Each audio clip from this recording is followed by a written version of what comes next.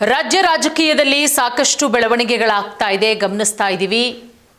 DK Shivakumar ಅವರು ಮುಖ್ಯಮಂತ್ರಿ ಆಗ್ತಾ ಇದ್ದಂತೆ ಏನೆಲ್ಲ ಬೆಳವಣಿಗೆಗಳಾಗ್ತಾ ಇದೆ, ಒಂದು ಕಡೆ ಯಾವ ರೀತಿ ಆಗ್ತಾ ಇದೆ ಅಂತ ಹೇಳಿದ್ರೆ ಇತ್ತೀಚೆಗೆ ಆಗ್ತಾ ಇರುವಂತಹ ಬೆಳವಣಿಗೆಯನ್ನು ಗಮನಿಸಿದ್ರೆ ಡಿಕೆ ಶಿವಕುಮಾರ್ ವರ್ಸಸ್ ಕುಮಾರಸ್ವಾಮಿ ಅನ್ನುವಂಥದ್ದು. ಇದೆಲ್ಲದರ ನಡುವೆ ಇತ್ತೀಚೆಗೆ ಕೆಲವೊಂದಿಷ್ಟು ವಿಚಾರ ಬಹಳಷ್ಟು ಜೋರಾಗಿ ಕೇಳಿಬರ್ತಾ ಇದೆ. ಕುಮಾರಸ್ವಾಮಿ ವಿಚಾರಕ್ಕೆ ಸಂಬಂಧಪಟ್ಟಿದ್ದು ರಾಷ್ಟ್ರ ರಾಜಕಾರಣಕ್ಕೆ ಗುಡ್ ಬೈ ಅನ್ನ ಹೇಳಿ ಮತ್ತೆ ರಾಜ್ಯ ರಾಜಕಾರಣಕ್ಕೆ ಕುಮಾರಸ್ವಾಮಿ ಅವರು ಮರಳುತ್ತಾರೆ ಅನ್ನುವ ವಿಚಾರ ಸದ್ಯಕ್ಕೆ ಸಿಕ್ಕಾಪಟ್ಟೆ ಚರ್ಚೆಯಾಗ್ತಾ ಇದೆ. ಹಿರಿಯೂರು ಉಪಚುನಾವಣೆಯಲ್ಲಿ ಜೆಡಿಎಸ್ ಅಭ್ಯರ್ಥಿಯಾಗಿ ಕುಮಾರಸ್ವಾಮಿ ಅವರು ಕಣಕ್ಕಿಳಿಯುವ ಎಲ್ಲ ಸಾಧ್ಯತೆಗಳು ಕೂಡ ಬಹಳಷ್ಟಿದೆ. ಕೇಂದ್ರ ರಾಜಕಾರಣ ಸಾಕಾಗಿದೆ ಅಂತ ಅನಿಸಿದ್ಯಾ? ಯಾಕಂದ್ರೆ ಕುಮಾರಸ್ವಾಮಿ ಅವರು ಪ್ರತಿ ಬಾರಿಯೂ ಕೂಡ ಮಾತನಾಡುವಂತಹ ಸಂದರ್ಭದಲ್ಲಿ ಅವರು ಮಾತಾಡುವಂತಹ ಇದನ್ನ ಗಮನಿಸಿದ್ರೆ ಬಹಳ ಸ್ಪಷ್ಟವಾಗಿ ಗೊತ್ತಾಗುತ್ತೆ. ರಾಜ್ಯ ರಾಜಕಾರಣಕ್ಕೆ ಕುಮಾರಸ್ವಾಮಿ ಅವರು ಮರಳೋದು ಬಹುತೇಕ ಖಚಿತ. ಯಾವುದೋ ಒಂದು ಅನಿವಾರ್ಯ ಪರಿಸ್ಥಿತಿಯಿಂದ ಅವರು ಕೇಂದ್ರಕ್ಕೆ ಹೋಗಿದ್ದಾರೆ, ಅಲ್ಲಿ ಸಚಿವರಾಗಿದ್ದಾರೆ ಹೊರತುಪಡಿಸಿ ಯಾವಾಗಲೂ ಕೂಡ ಅವರ ಮನಸ್ಸು ಕರ್ನಾಟಕ ರಾಜಕೀಯದಲ್ಲೇ ತುಡಿತಾ ಇರುತ್ತೆ ಅನ್ನೋದು ಬಹಳ ಸ್ಪಷ್ಟವಾಗಿ ಗೊತ್ತಾಗುತ್ತೆ. 2028ರ ಒಳಗಡೆ ಅವರು ರಾಜ್ಯ ರಾಜಕಾರಣಕ್ಕೆ ಮರಳುವ ಎಲ್ಲ ಸಾಧ್ಯತೆಗಳು ಕೂಡ ಬಹಳಷ್ಟಿದೆ. ಅದಕ್ಕೆ ನಾನಾ ರೀತಿಯ ಕಾರಣಗಳು ಕೂಡ ಇದೆ. ಸದ್ಯಕ್ಕೆ ಅವರಿಗೀಗ ಒಂದು ಚಾನ್ಸ್ ಸಿಕ್ಕಿದೆ. ಯಾವುದಪ್ಪ ಅಂತ ಹೇಳಿದ್ರೆ ಹಿರಿಯೂರು ವಿಧಾನಸಭಾ ಕ್ಷೇತ್ರ. ಇನ್ನೇನು ಕೆಲವೇ ದಿನಗಳಲ್ಲಿ ಹಿರಿಯೂರು ಉಪಚುನಾವಣೆ ನಡೆಯುತ್ತೆ. ದಿನಾಂಕ ಅಂತೂ ಘೋಷಣೆಯಾಗಿಲ್ಲ, ಬಟ್ ಚುನಾವಣೆಯಂತೂ ಆಗುತ್ತೆ. ಮೂರೂ ಪಕ್ಷಗಳಿಂದ ಸಾಕಷ್ಟು ಸಿದ್ಧತೆಗಳನ್ನು ಮಾಡಿಕೊಳ್ಳಲಾಗ್ತಾ ಇದೆ. ಆ ಕಡೆ ಕಾಂಗ್ರೆಸ್ನಿಂದ ಆಲ್ರೆಡಿ ಕ್ಯಾಂಪೇನ್ ಅನ್ನು ಶುರು ಮಾಡಿದ್ದಾರೆ, ಅದರ ಜೊತೆಗೆ ಬಿಜೆಪಿಯಿಂದನೂ ಕೂಡ ಜೆಡಿಎಸ್ ಇಂದನೂ ಕೂಡ. ಹಾಗಾಗಿ ಜನತಾದಳದ ಭದ್ರಕೋಟೆ ಹಿರಿಯೂರು ಅನ್ನೋದು ಎಲ್ರಿಗೂ ಕೂಡ ಗೊತ್ತಿರುವಂತಹ ವಿಚಾರ. ಆ ಭದ್ರಕೋಟೆಯನ್ನ ಮತ್ತಷ್ಟು ಭದ್ರ ಮಾಡಬೇಕು. ಭದ್ರಕೋಟೆಯಲ್ಲಿ ಜೆಡಿಎಸ್ನ ಬಾವುಟ ಹಾರಾಡಬೇಕು ಅಂತ ಹೇಳಿದ್ರೆ ಅಲ್ಲಿ ಕುಮಾರಸ್ವಾಮಿ ಅವರು ನಿಂತು ಗೆದ್ರೆ ಅದು 100ಕ್ಕೆ 100% ಸತ್ಯ ಆಗತ್ತೆ.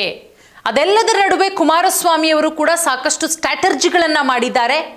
ಸೊ ಅದೆಲ್ಲವೂ ವರ್ಕೌಟ್ ಆಗಬೇಕು ಅಂತ ಹೇಳಿದ್ರೆ ಅವರು ರಾಜ್ಯ ರಾಜಕಾರಣಕ್ಕೆ ಮತ್ತೆ ಮರಳಬೇಕಾಗತ್ತೆ, ಮತ್ತೆ ಬರಬೇಕಾಗತ್ತೆ. ಅದು ಹಿರಿಯೂರು ಉಪಚುನಾವಣೆಯ ಮುಖಾಂತರ. ಇಲ್ಲಿ ರಾಜಕೀಯ ಎದುರಾಳಿ ಅಂತ ಬಂದರೆ ಕುಮಾರಸ್ವಾಮಿ ಅವರಿಗೆ ಡಿಕೆ ಶಿವಕುಮಾರ್ ಅವರು. ಅವರನ್ನು ಎದುರಿಸೋದಕ್ಕೆ ಬಿಜೆಪಿ ನಾಯಕರು ಅಸಮರ್ಥರಾಗಿದ್ದಾರೆ, ಅಂದರೆ ಸಂಪೂರ್ಣವಾಗಿ ವಿಫಲರಾಗಿದ್ದಾರೆ ಅನ್ನೋದು ಜಗಜ್ಜಾಹಿರ. ಅದು ಮೊನ್ನೆ ನಡೆದಂತಹ MLC ಚುನಾವಣೆಯ ಸಂದರ್ಭದಲ್ಲೂ ಕೂಡ ಬಹಳಷ್ಟು ಗೊತ್ತಾಯಿತು. ಅಡ್ಡ ಮತದಾನ ಆದಂತಹ ವಿಚಾರ, ಆ ಸಂದರ್ಭದಲ್ಲಿ ರಾಜ್ಯಾಧ್ಯಕ್ಷರನ್ನ ಬದಲಾವಣೆ ಮಾಡಬೇಕು, ವಿಪಕ್ಷ ನಾಯಕರನ್ನ ಬದಲಾವಣೆ ಮಾಡಬೇಕು ಅಂತ ಹೇಳಿ ಬಿಜೆಪಿಯಲ್ಲೇ ಒಂದಷ್ಟು ಮಾತುಗಳು ಕೂಡ ಕೇಳಿಬಂತು. ಡೆಲ್ಲಿಯವರೆಗೂ ಕೂಡ ಹೋಯ್ತು, ಆಣೆ ಪ್ರಮಾಣದವರೆಗೂ ಕೂಡ ಹೋಯ್ತು, ಧರ್ಮಸ್ಥಳದವರೆಗೂ ಕೂಡ ಹೋಯ್ತು. ಅಂದ್ರೆ ಇಲ್ಲಿ ರಾಜ್ಯಾಧ್ಯಕ್ಷರಾಗಿ ವಿಜೇಂದ್ರ ಅವರು ಕರೆಕ್ಟಾಗಿ ಕೆಲಸ ಮಾಡ್ತಾ ಇಲ್ಲ. ಬಿಜೆಪಿಯಲ್ಲಿರುವಂತಹ ಎಲ್ಲ ನಾಯಕರನ್ನ ಒಗ್ಗೂಡಿಸಿ ಕೆಲಸ ಮಾಡೋದಕ್ಕಾಗ್ತಾ ಇಲ್ಲ. ವಿಪಕ್ಷ ಸ್ಥಾನದಲ್ಲಿರುವಂತಹ ಅಶೋಕ್ ಅವರು ಕೂಡ ಅಸಮರ್ಥರಾಗಿದ್ದಾರೆ, ಅವರು ಕೂಡ ಸಮರ್ಥರಾಗಿ ಕೆಲಸ ಮಾಡ್ತಾ ಇಲ್ಲ. ಸಾಮ್ರಾಟ್ ಅಶೋಕ್ ಅವರು ಹೆಸರಿಗೆ ತಕ್ಕನಾಗಿ ಕೆಲಸ ಆಗ್ತಾ ಇಲ್ಲ ಅನ್ನುವ ಮಾತುಗಳು ಅವರ ಪಕ್ಷದಲ್ಲೇ ಕೇಳಿ ಬರ್ತಾ ಇದೆ. ಸೊ ಹಾಗಾಗಿ ಡಿಕೆ ಶಿವಕುಮಾರ್ ಅವರನ್ನ ಮಣಿಸಬೇಕು ಅಂತ ಹೇಳಿದ್ರೆ ಇದೆಲ್ಲ ಲಾಭ ಪಡ್ಕೋಬೇಕಾಗಿರೋದು ಕುಮಾರಸ್ವಾಮಿ ಅವರು. ಹಾಗಾಗಿ ಕುಮಾರಸ್ವಾಮಿ ಅವರು ಹಿರಿಯೂರು ಉಪಚುನಾವಣೆಯ ಮೇಲೆ ಕಣ್ಣಿಟ್ಟಿರೋದು ಬಹಳಷ್ಟು ಸ್ಪಷ್ಟವಾಗಿ ಗೊತ್ತಾಗುತ್ತೆ. ಹಿರಿಯೂರು ಉಪಚುನಾವಣೆಯಲ್ಲಿ ಸ್ಪರ್ಧಿಸೋದ್ರ ಮುಖಾಂತರ ನೋಡಿ, ಸಚಿವರಾಗಿದ್ದಂತಹ ಡಿ ಸುಧಾಕರ್ ಅವರ ನಿಧನದಿಂದ ತೆರವಾಗಿರೋದು ಹಿರಿಯೂರು ವಿಧಾನಸಭಾ ಕ್ಷೇತ್ರ. ಇನ್ನೇನು ಕೆಲವೇ ದಿನಗಳಲ್ಲಿ ಉಪಚುನಾವಣೆ ನಡೆಯುತ್ತೆ. ಡೇಟ್ ಅಂತೂ ಇನ್ನೂ ಅನೌನ್ಸ್ ಆಗಿಲ್ಲ, ಚುನಾವಣಾ ಆಯೋಗದಿಂದ ದಿನಾಂಕ ಅಂತೂ ಘೋಷಣೆಯಾಗಿಲ್ಲ. ಸೊ ಹಾಗಾಗಿ ಇದೆಲ್ಲದರ ನಡುವೆ ಕಾಂಗ್ರೆಸ್ನಿಂದ ದಿವಂಗತ ಡಿ ಸುಧಾಕರ್ ಅವರ ಪುತ್ರ ಸುಹಾಸ್ ಸುಧಾಕರ್ ಅವರು ರಾಜಕೀಯ ಪ್ರವೇಶಕ್ಕೆ ಸಿದ್ಧತೆಯನ್ನ ಮಾಡ್ತಾ ಇದ್ದಾರೆ. ಸುಧಾಕರ್ ಅವರ ಪತ್ನಿಯನ್ನ ನಿಲ್ಲಿಸುವ ವಿಚಾರಗಳು ಕೂಡ ಬಂತು, ಬಟ್ ಅದಾದ ಮೇಲೆ ಇಲ್ಲ, ಸುಧಾಕರ್ ಅವರ ಪುತ್ರ ಸುಹಾಸ್ ಅವರನ್ನ ನಿಲ್ಲಿಸಬೇಕು ಅನ್ನುವ ವಿಚಾರ ಕಾಂಗ್ರೆಸ್ನಿಂದ.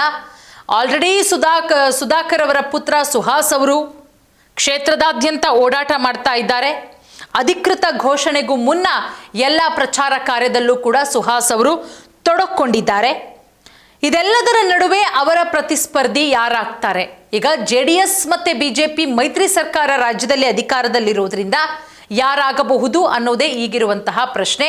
ಬಟ್ ಸದ್ಯಕ್ಕೆ ಬರ್ತಾ ಇರುವಂತಹ ಮಾಹಿತಿ, ಸದ್ಯಕ್ಕೆ JDS ಅಲ್ಲಿ ಹಿರಿಯೂರು ಕ್ಷೇತ್ರದಲ್ಲಿ ಒಂದಷ್ಟು ಹಿಡಿತ ಇದೆ.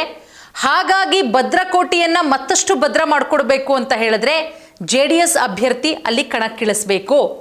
ಸೊ ಹಾಗಾಗಿ JDS ಅಭ್ಯರ್ಥಿಗಳು ಕೂಡ ಇದ್ದಾರೆ, ಒಂದಿಬ್ರು 3 ಜನ, ಬಟ್ ಫೈನಲ್ ಆಗಿಲ್ಲ. ಬಟ್ ಅದೆಲ್ಲದನ್ನ ಹೊರತುಪಡಿಸಿ ಒಂದು ವಿಚಾರ ಸಿಕ್ಕಾಪಟ್ಟೆ ಚರ್ಚೆ ಆಗ್ತಾ ಇದೆ. ಹಿರಿಯೂರು ಉಪಚುನಾವಣೆಯಲ್ಲಿ HD ಕುಮಾರಸ್ವಾಮಿ ಅವರು ಕಣಕ್ಕಿಳಿತಾರೆ. ಈಗ ಹೇಗಂದ್ರೆ ಮೋದಿ ಕ್ಯಾಬಿನೆಟ್ ಇನ್ನೇನು ಕೆಲವೇ ದಿನಗಳಲ್ಲಿ ರೀಶಫಲ್ ಕೂಡ ಆಗುತ್ತೆ.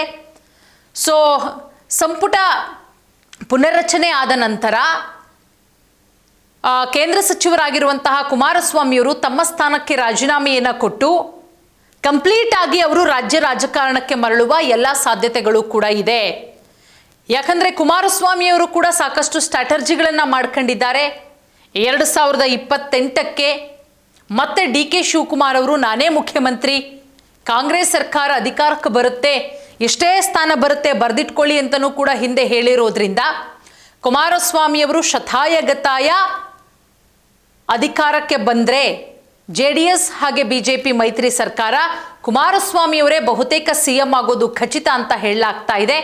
ಸೊ ಹಾಗಾಗಿ BJP ಪಕ್ಷದಲ್ಲಿನ ಕೆಲವೊಂದಿಷ್ಟು ವೈಫಲ್ಯಗಳು ಎಲ್ಲವನ್ನೂ ಕೂಡ ಕುಮಾರಸ್ವಾಮಿಯವರು ಪ್ಲಸ್ ಮಾಡ್ಕೊಳ್ಳೋದಕ್ಕೆ ರೆಡಿ ಆಗ್ತಾ ಇರೋದ್ರಿಂದ ಹಿರಿಯೂರು ಉಪಚುನಾವಣೆಯಲ್ಲಿ ಸ್ಪರ್ಧೆ ಮಾಡುವ ಸಾಧ್ಯತೆಗಳು ಬಹಳಷ್ಟಿದೆ. ಬಟ್ ಗೊತ್ತಿಲ್ಲ, ಬಟ್ ಈ ಸ್ಟ್ರಾಟರ್ಜಿ ಅಂತೂ ಕುಮಾರಸ್ವಾಮಿಯವರು ಮಾಡಿದ್ದಾರೆ. ಮುಂದಿನ ದಿನಗಳಲ್ಲಿ ಏನಾಗುತ್ತೆ, ರಾಷ್ಟ್ರ ರಾಜಕಾರಣಕ್ಕೆ ಗುಡ್ ಬೈ ಹೇಳಿ ರಾಜ್ಯ ರಾಜಕಾರಣಕ್ಕೆ ಕುಮಾರಸ್ವಾಮಿಯವರು ಮರಳುತ್ತಾರಾ? ಕಾದು ನೋಡಬೇಕಾಗತ್ತೆ. ಧನ್ಯವಾದ.